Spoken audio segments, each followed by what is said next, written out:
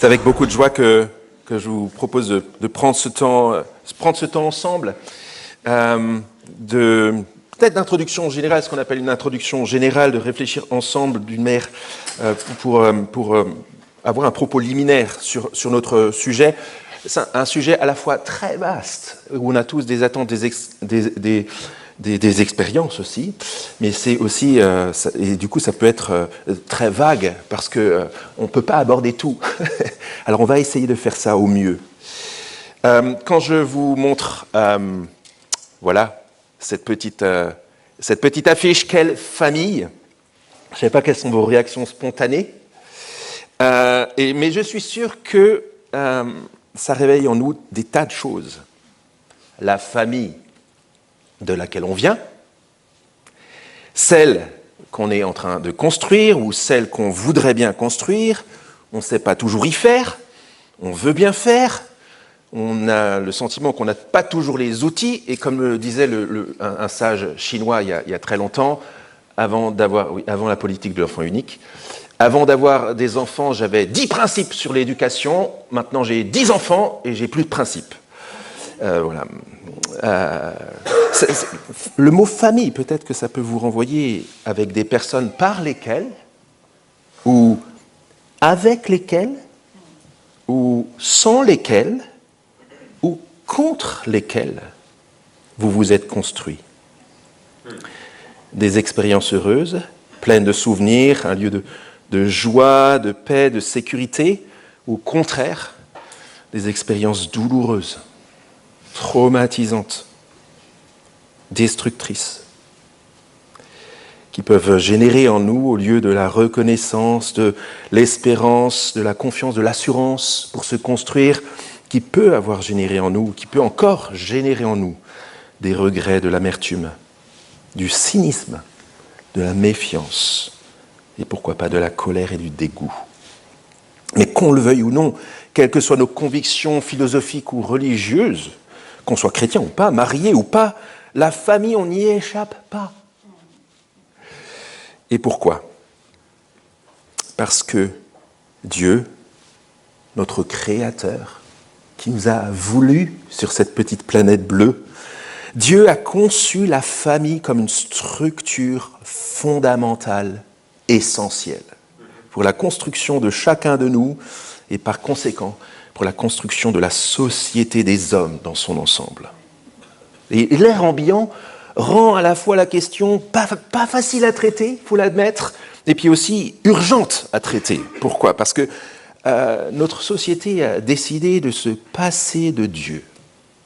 Et comme elle a décidé de se passer de Dieu, elle cherche, à partir de son propre référentiel et de son expérience, de sa perspective, à redéfinir les notions de couple et de famille, à faire la liste d'autres modèles qu'elle considère à minima comme équivalents, si ce n'est meilleurs, moins toxiques que la famille traditionnelle.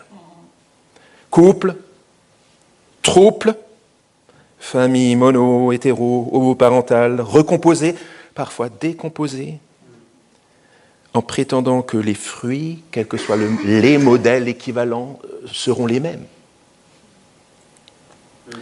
Dans la Bible, Dieu expose les dégâts occasionnés dans ce domaine par excellence, quand on tente de le remplacer par notre volonté, notre perception, nos envies. Mais la Bible décrit aussi la beauté du plan de Dieu pour la famille. Et alors dans cette série de, non pas 6, mais 5 prédications, on va essayer de réfléchir à cela, comme je vous le disais. On a besoin de cela personnellement. Je pense que c'est une réflexion qui doit produire en nous des bons fruits, mais aussi collectivement. On a besoin d'y réfléchir ensemble en tant qu'Église. Pourquoi ?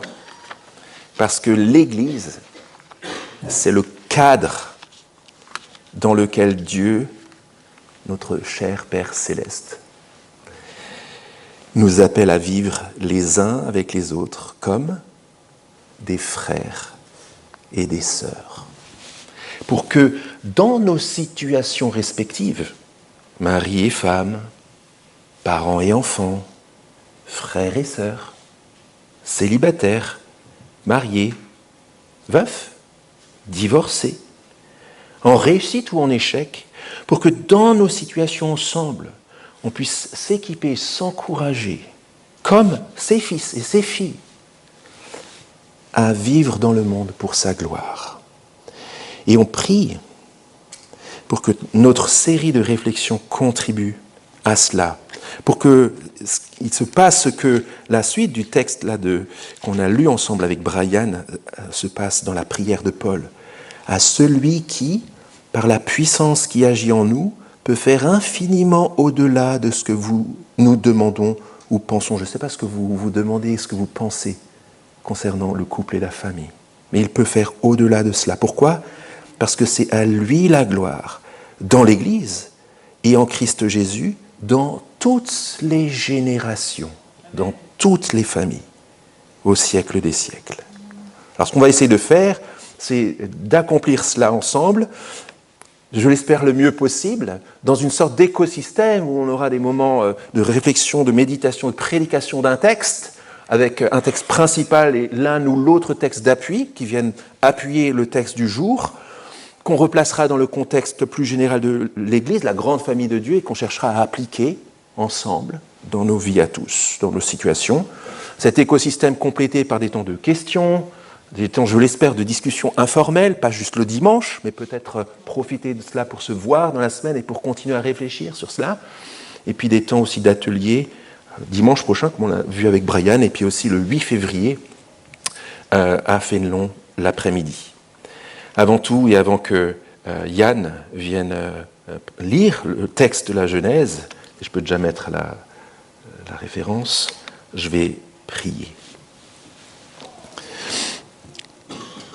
Notre Dieu, notre Père, nous te remercions pour ta lumière et ta vérité. Et nous croyons que ta parole nous sanctifie. Et nous te demandons que tu fasses là, que tu viennes conforter en nous ce qui est déjà planté, qui commence à grandir, qui porte déjà des fruits.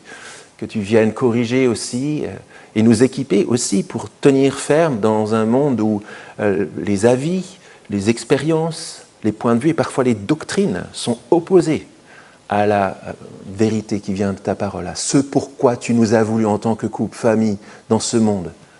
Nous voulons te prier que tu nous éclaires. Et alors que Yann va lire ce premier texte qui nous rappelle les origines, nous te demandons que tu ouvres nos cœurs et que ton Saint-Esprit modèle notre esprit pour la vie à ta gloire.